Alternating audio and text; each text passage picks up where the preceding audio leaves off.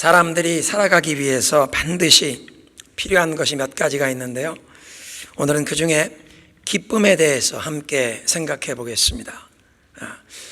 지난 2달간 우리는 하나님의 이름에 대해서 함께 살펴보고 있습니다. 하나님께서 당신의 이름을 우리에게 가르쳐 주시는데, 하나님께서 당신의 이름을 가르쳐 주시는 그 이름 안에 약속이 담겨 있다는 것입니다. 우리 모든 인생에게 가장 기본적인, 가장 절박한 필요를 하나님이 채워주시겠다는 약속을 하나님께서는 당신의 이름 속에 담아 우리에게 주시는데, 인간이 행복하게 살기 위해 꼭 필요한 기쁨을 주시는 하나님에 대해서 오늘 말씀을 통해 살펴보겠습니다. 오늘 시편 43편 시인은 그렇게 얘기합니다. 나의 가장 큰 기쁨이신 하나님께 나아가리이다. 우리말 성경에는 나의 큰 기쁨의 하나님이라고 번역된 이 부분이 히브리 말로는 엘 심차트 갈리 그렇게 되어 있습니다. 한번 따라 하십시다. 엘 심차트 갈리. 엘 그러면 힘이 있는 강한 존재 하나님, 그런데 심차트 갈리 그러면 나의 가장 큰 기쁨인 하나님, 그런 뜻입니다. 엘 심차트 갈리, 나의 큰 기쁨이신 하나님이라는 이 이름을 통해서 하나님께서 우리에게 깨우쳐 주시는 것은 이것입니다.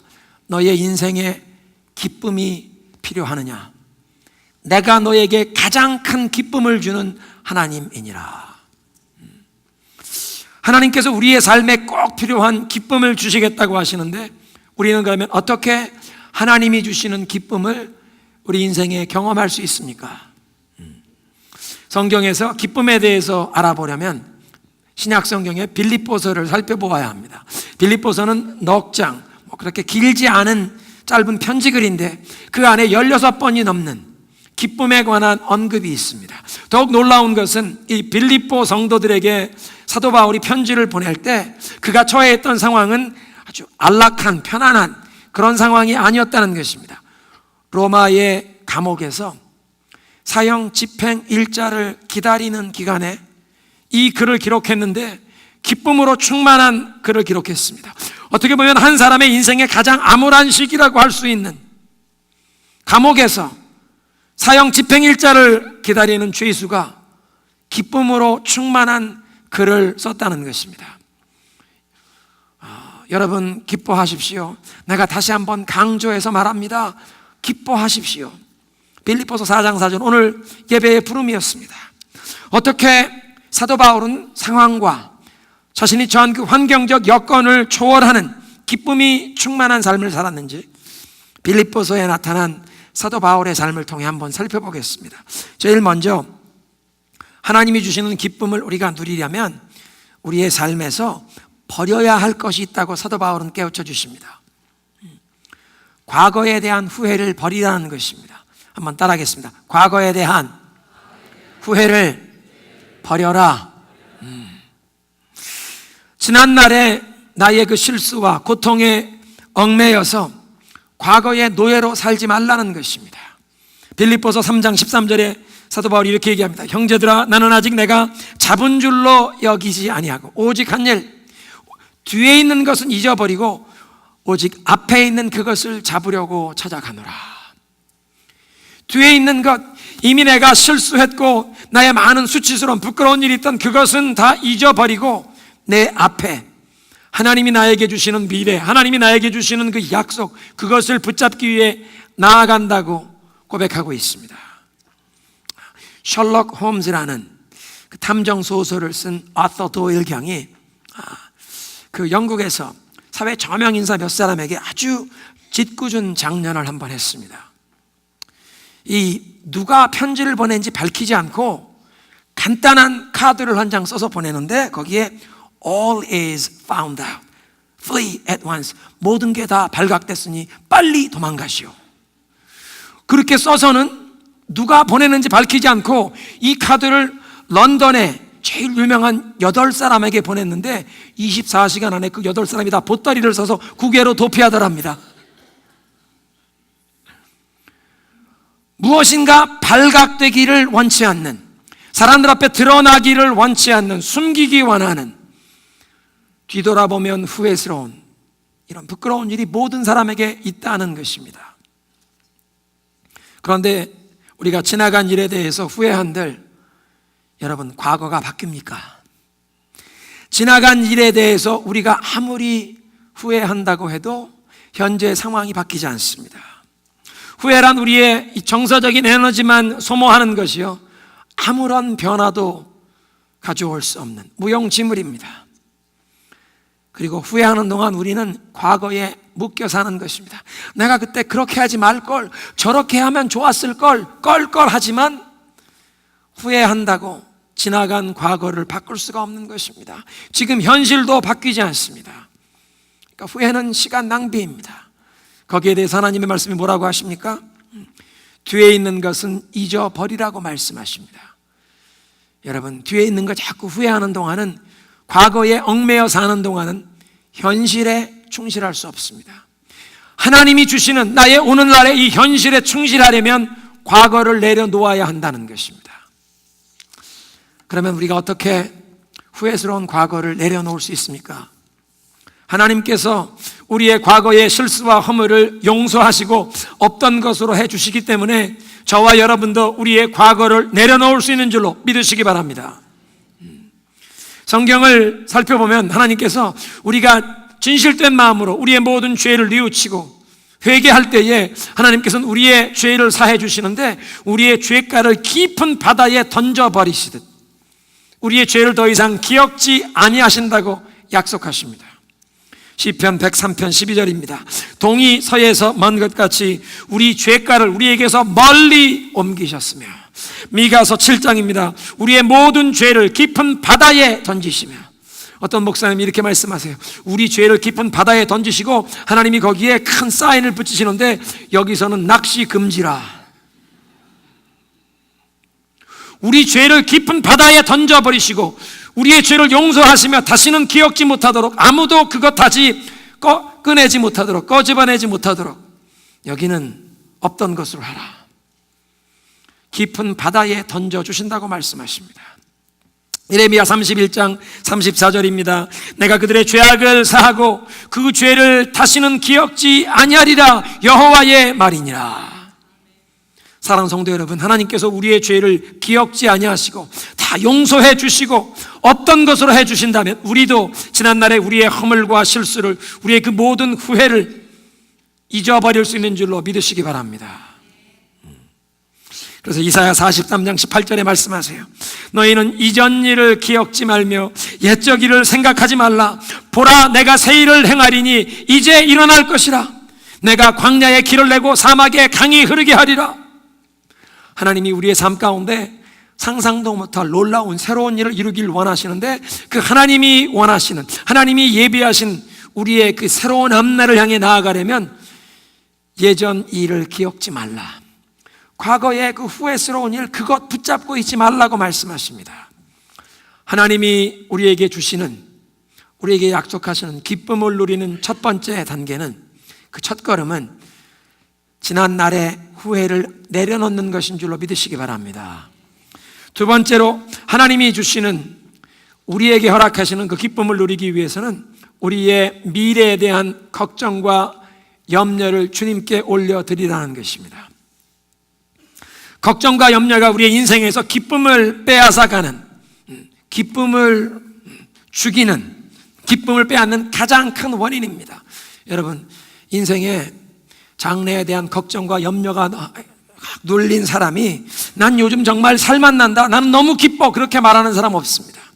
장래에 대한 걱정과 염려가 있으면 삶에 기쁨을 누릴 수가 없다는 것입니다. 삶의 기쁨과 걱정, 염려는 공존할 수 없다는 것입니다. 그래서 하나님께서 말씀하십니다. 장래에 대해서 걱정과 염려하기보다는 그것을 하나님께 믿음으로 아뢰라. 기도하며 하나님께 맡기라는 것입니다. 후회가 지나간 우리의 과거를 바꿀 수 없었듯이 걱정과 염려도 우리의 미래를 바꿔놓을 수 없습니다. 사실 미래에 대해서 걱정하고 염려하면 할수록 어떤 문제에 대해서 염려하면 그 문제가 점점 더 크게 보이기만 하는 것입니다. 그런데 하나님께서는 우리의 그 모든 미래에 대해서 믿음으로 하나님께 맡기기를 원하시는 줄로 믿습니다. 그래서 빌립보서 4장 6절 이하에 말씀하십니다. 너희는 아무것도 염려하지 말고 오직 모든 일에 기도와 간구로 너희 구할 것을, 너희 필요한 것을 하나님께 감사함으로 아뢰라. 미래에 대해서 염려하기보다 믿음으로 기도해야 할 줄로 믿습니다. 과거에 대해서 후회하지 말고 미래에 대해서도 걱정하지 말라는 것입니다. 그런데 우리가 기도한 다음에도 아직도 걱정하고 있다면 그 문제를 하나님께 온전히 맡기지 아니했다는 것입니다. 기도는 했으면서도 아직도 내가 그 문제를 가지고 십자가 앞에 나가 하나님, 나의 인생의 모든 무거운 짐과 염려를 주님 앞에 내려놓습니다. 그렇게 기도하다가 기도 끝날 때 이거 내가 다시 가지고 가겠습니다. 정말 기도하고 하나님께 내어 맡기면 걱정과 염려하지 않아도 될 줄로 믿습니다. 하나님께서 책임져 주실 것으로 믿고 하나님께 맡기는 것입니다. 한번 따라하겠습니다. 내일 일을 걱정하지 말고 믿음으로 기도하자. 믿으십니까? 과거의 후회를 내려놓고 또 내일에 대한 걱정과 염려를 믿음으로 하나님께 맡기시기를 주님의 이름으로 축원합니다. 세 번째로 하나님이 주시는 기쁨을 누리는 길은 우리의 삶을 이제 하나님의 목적에 맞추어 사는 것입니다. 많은 사람이 인생의 참된 목적과 그 하나님의 계획을 발견하지 못하기에 인생의 참된 기쁨을 경험하지 못하고 있는 것입니다. 나의 존재의 참된 이유와 의미, 나는 왜 사는가? 나는 무엇 때문에 살고 있는가? 나는 어디서 와서 어디로 가는가? 내 인생의 의미, 나는 무슨 목적을 위해 살아야 하는가? 내 인생의 사명은 무엇인가? 그것을 알지 못하기에 인생의 참된 기쁨을 경험하지 못한다는 것입니다. 일시적인 흥분, 잠깐 어떤 유흥, 엔터테인먼트, 재미를 경험할 수 있지만 그러나 우리 인생의 참된 목적과 의미를 깨닫는 사람은 삶에 참된 의미가 있습니다. 어떤 어려움을 만나도 낙심하지 않습니다. 주저앉지 않습니다. 그 어려움을 이기고 반드시 내 삶의 그 사명, 나의 목적을 이루어 가고자 하는 이 삶의 놀라운 드라이브가 있습니다. 그런 삶 가운데 삶의 안정감이 있습니다. 왜냐하면 내 인생에 뚜렷한 목적, 방향의식이 있기 때문입니다. 무엇보다 하나님이 나를 부르신 그 부르심을 생각할 때 어떤 어려움 앞에서도 굴하지 않고 하나님을 의지하며 하나님이 나를 붙잡아 주실 것을 신뢰하며 나아갈 수 있는 줄로 믿으시기 바랍니다. 사람이란 자신보다 더 위대한 어떤 목적을 위해 헌신하며 살도록 지음받은 존재입니다. 자신을 초월하는 그 무엇, 그 누구와 연결이 되어 인생의 참된 목적을 발견하고 그 목적을 위해 살 때 가장 큰 기쁨과 만족을 경험하도록 하나님이 우리를 그렇게 지으셨다는 것입니다. 그래서 나의 행복만을 추구하며 사는 사람은 절대로 만족할 수 없습니다. 절대로 참된 기쁨을 경험할 수 없습니다. 그런데 우리의 삶을 향한 하나님의 목적을 위해 살 때 우리 인생의 가장 큰 기쁨과 만족을 경험하게 되는 줄로 믿으시기 바랍니다. 사도 바울이 빌립보서라는 편지를 쓸 때 그 상황을 한번 상상해 보십시오. 자기가 가지고 있던 모든 것을 다 잊어버렸습니다. 감옥에 갇혀 있는 것만 아니라 이젠 나이도 들었고 또 주변에 있던 친구들도 다 떠난 것입니다. 디모데 후서에 보면 디모데야, 겨울이 되기 전에 좀 빨리 와라. 내가 외롭구나. 오기 전에 꼭 그 두꺼운 외투를 가져와라. 내 주변에 있던 사람들이 다 떠났다. 의사 누가만 남아있노라. 건강도 연약해졌습니다. 주위에 있던 사람도 다 떠났습니다. 자유만 빼앗긴 것이 아니라 프라이버시도 없습니다. 24시간 동안 이 로마 군인이 항상 옆에 와서 이 쇠고랑을 같이 차고 있습니다. 3교대로 돌아가면서 이 사형수 옆에 수갑을 차고 군인이 함께 와 있는 것입니다. 이렇게 사도 바울이 모든 것을 빼앗겼지만 한 가지 빼앗을 수 없었던 것은 사도 바울의 인생의 목적이었습니다. 빌립보서 1장 20절입니다. 지금도 전에와 같이 온전히 담대하여 살든지 죽든지 내 몸에서 그리스도가 존귀하게 되려 함이라. 이는 내게 사는 것이 그리스도니 죽는 것도 유익함이라. 살든지 죽든지 내 몸을 통해, 내 삶을 통해 예수님이 존귀히 여김받고 예수님이 영광 받으시면 좋겠다. 그것이 사도 바울의 삶의 목적이었습니다. 내 사는 것이 예수님이라. 내 사는 것이 그리스도라. 그리스도가 나의 인생의 전부라고 고백하고 있습니다. 그렇게 하나님의 목적을 위해 살았기에 누구도 빼앗을 수 없는 삶의 기쁨을 경험했다는 것입니다. 그래서 우리도 우리의 삶을 향한 하나님의 목적에 헌신할 때에 하나님이 주시기 원하시는 그 기쁨을 누릴 수 있는 줄로 믿습니다. 하나님, 지금까지는 내가 나의 만족을, 내 행복을 추구하며 살았지만 하나님, 오늘부터라도 나의 삶을 향한 하나님의 목적을 위해 살기를 원합니다. 내 삶을 하나님께 열어드립니다. 하나님, 나를 붙들어 주옵소서. 하나님의 목적을 위해 살며 하나님이 허락하시는 그 참된 기쁨과 만족을 경험하는 삶이 되게 하여 주옵소서. 그래서 로마서 6장 13절에 이렇게 권면하십니다. 여러분의 몸의 어떤 한 부분이라도 불의의 도구가 되게 해서는 아니 됩니다. 오히려 죽은 사람 가운데 다시 살아난 삶처럼 여러분 자신을 하나님께 바치고 여러분의 몸을 의의 도구로 하나님께 바치시오. 우리의 몸을 의의 도구로 하나님의 목적을 위해 드리라는 것입니다. 하나님, 나를 사용하여 주옵소서. 나의 인생이 주님의 의로운 목적을 위해 다른 사람을 축복하는 축복의 통로로 쓰임받게 하여 주옵소서. 사랑하는 성도 여러분, 우리가 정말 하나님의 목적을 위해 쓰임받을 때, 다른 사람들의 삶을 축복하는 축복의 통로로 쓰임받을 때 인생의 가장 큰 기쁨과 만족이 우리에게 임할 줄로 믿습니다. 네 번째로, 사도 바울이 상황과 환경을 초월하는 이런 삶의 놀라운 기쁨을 경험한 이유는 나 자신을 위해 살지 않고 다른 사람을 위해 그 삶을 헌신했기 때문입니다. 사도 바울은 나 자신을 위해 살지 않고 하나님의 목적을 위해 살며 또 다른 사람을 위해 살았다는 것입니다. 다른 사람을 위해 사는 삶. 인생에 고갈되지 않는 기쁨을 경험하는 길이 바로 그것입니다. 나 자신을 위해 사는 것이 아니라 다른 사람을 위해 사는 삶. 나의 대수롭지 않은 문제와 그 작은 고통에 그냥 몰입하여 내 인생에 그냥 깊은 자기 연민으로 빠지고 그 슬픔과 우울증에 빠지는 것이 아니라 도리어 내 주변에 고통과 어려움 가운데 있는 사람들을 돌아보면서 그들을 섬기는 일에 내 자신을 헌신할 때 하나님이 우리의 삶에 놀라운 위로와 기쁨을 허락하실 줄로 믿습니다. 몇 주 전에 우리의 삶을 치유하시는 그 여호와 라파, 하나님의 은혜에 대해서 말씀을 나눴는데요, 하나님께서 우리를 치유하시는 방법 중에 하나는 우리가 아직 고통과 아픔이 있을지라도 우리 주변에 있는 다른 사람, 삶의 고통과 아픔을 가진 사람의 치유를 위해 우리가 쓰임받기를 소원할 때, 우리 자신을 하나님의 그 치유의 통로로 쓰임받도록 우리 자신을 내어드릴 때 우리에게도 치유하시는 놀라운 역사가 임하는 줄로 믿으시기 바랍니다. 내가 아직 고통과 아픔이 있는데도, 나에게도 상처가 남아있는데도 내 주변에 고통과 상처받는 사람들에게 하나님, 저들을 치료해 주옵소서.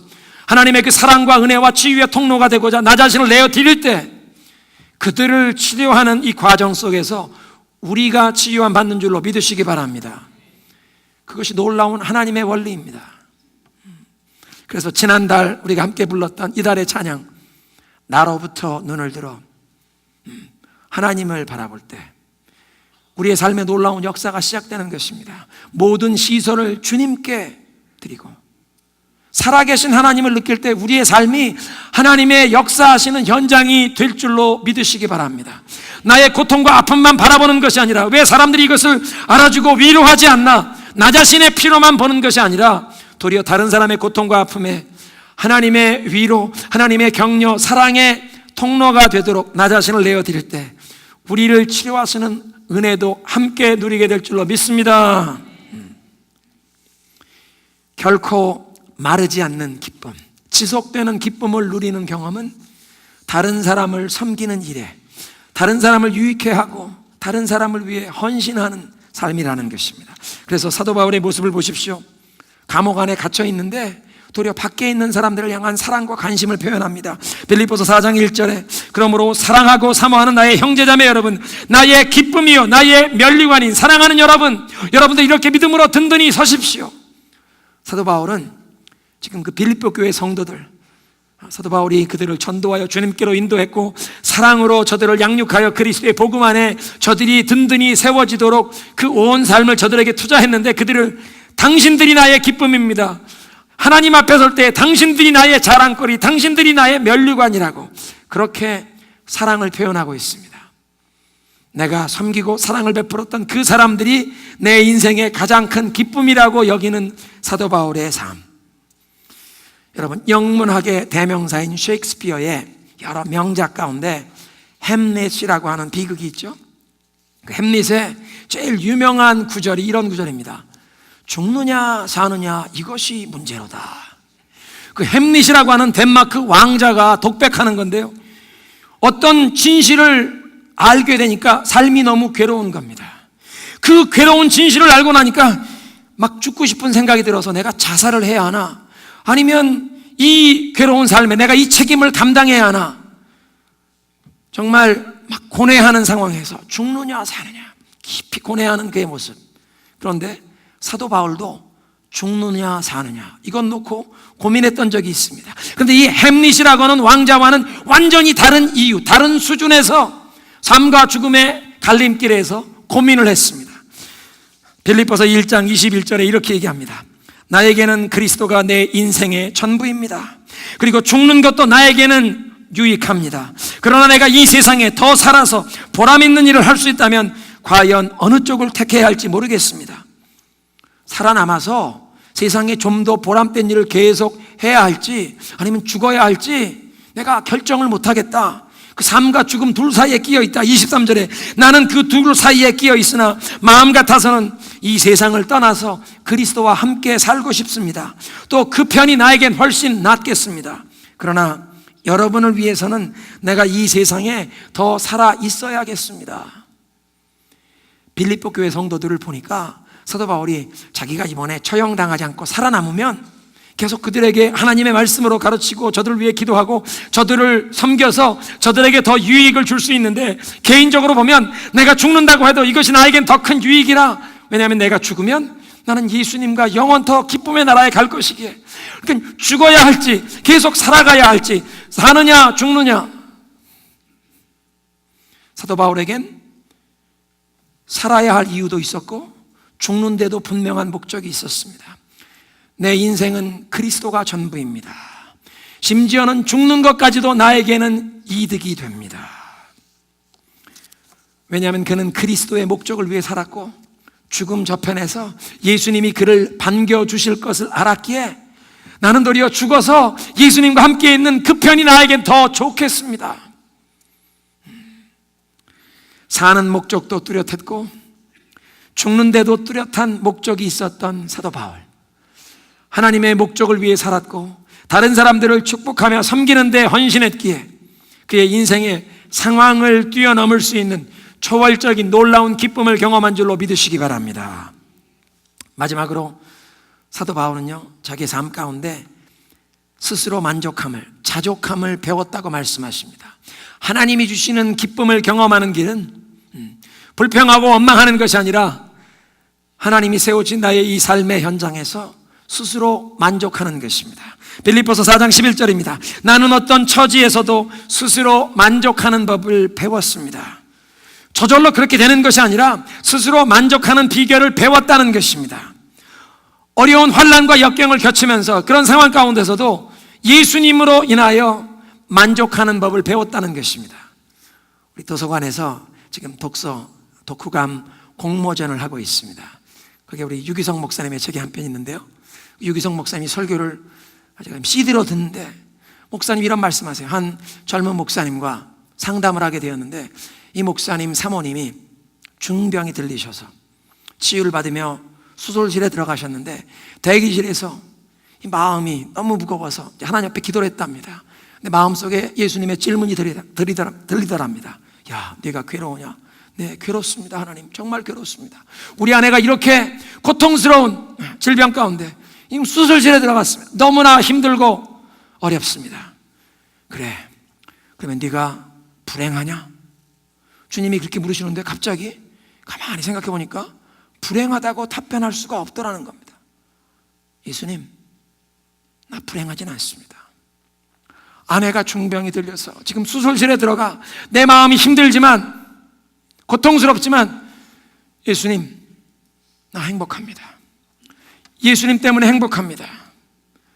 사랑하는 성도 여러분, 여러분의 삶 가운데도 예수님을 바라보시며 어떤 상황과 형편 속에서도 불행한 것이 아니라 행복하다고 고백하실 수 있는 여러분 되시길 주님의 이름으로 축원합니다. 하늘과 땅을 창조하신 하나님께서, 예수님께서 저와 여러분을 위해 생명을 주시도록 그 정도로 사랑하시고 예수님이 당신의 생명을 저와 여러분과 맞바꾸실 정도로 사랑하셨다면 우리가 어떤 형편과 처지에 있을지라도 예수님이 결코 우리를 포기하지 않을 줄로 믿으시기 바랍니다. 예수님이 놓지 아니하실 것입니다. 그래서 그 예수님을 생각하면 힘든 일이 일어나도 예수님 나 불행하지 않습니다. 사도 바울이 하는 얘기가 그것입니다. 나는 어떤 형편에서도 자족함을 배웠노라. 어떤 형편 중에서도 나는 주님 때문에 기뻐합니다. 그래서 감옥 안에서 사형 집행일자를 기다리는 사람이 밖에 있는 성도들에게 편지를 쓰면서 여러분 기뻐하십시오. 내가 다시 여러분에게 강조합니다. 항상 기뻐하십시오. 사랑하는 성도, 우리의 삶 가운데 하나님께서 끊이지 않는 기쁨으로, 세상이 줄 수 없는, 세상이 알 수도 없는 그런 기쁨으로 채워주시길 원하십니다. 과거에 대한 후회를 내려놓으시기 바랍니다. 하나님이 우리의 모든 죄와 실수를 용서하시고 없던 것으로 기억지도 아니하신다고 하시기에 우리도 우리의 후회스러운 과거를 다 내려놓을 수 있는 줄로 믿습니다. 내일에 대한 염려를 주님께 기도로 맡기시기 바랍니다. 그리고 이제 하나님의 목적을 위해 살겠다고, 하나님의 목적에 내 인생을 맞춰 살겠다고 내 삶을 열어드리십시다. 그리고 그 하나님의 목적 가운데 다른 사람을 섬기는 축복의 통로가 되시도록 헌신하시기 바랍니다. 상처받은 다른 영혼을 치유하다가 나를 치유하시는 하나님의 은혜의 손길이 임할 줄로 믿습니다. 어떤 상황 속에서도 자족하실 수가 있습니다. 예수님께서 여러분과 함께 하시고 여러분을 결코 그 무엇과도 맞바꾸지 아니하실 것이기에 어떤 상황 중에도 주님이 여러분을 붙잡고 계시기에 여러분은 예수님 때문에 행복하실 수 있습니다.